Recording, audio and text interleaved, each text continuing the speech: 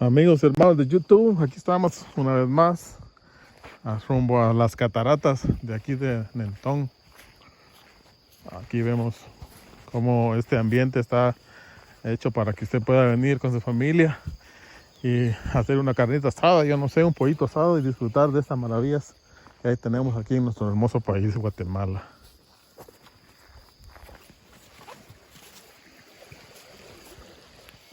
¿Y qué? ¿Vamos bajando los pasitos y por qué no? No. Hay que creerlo cada vez más de excursión, va. De excursión al vamos. Porque voy a bajar el video. ¿No es que está por el todo? No, el 50% ya. Aquí no hay duendes. No hay duendes. Miren el caminito. El camino de las hormigas. El camino de los duendes. Son popiños. Están trabajando en la minería, yo respeto a los animalitos. Trabajan en grupo. Mira, ni se pelean. Mira.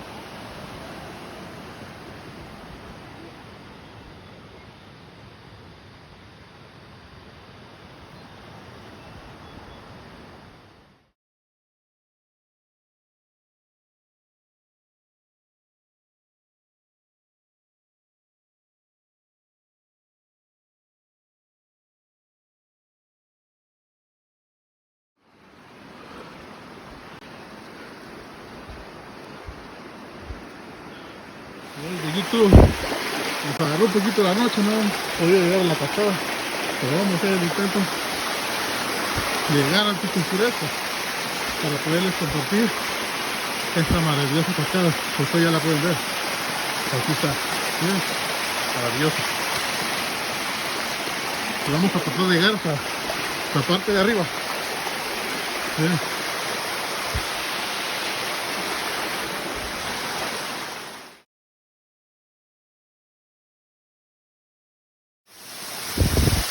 Amigos de YouTube, hemos llegado a la primera cascada.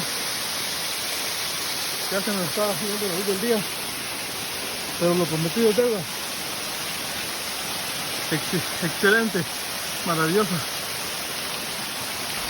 Y vamos a ir a otra que se encuentra más grande antes de que se nos vaya la luz del día.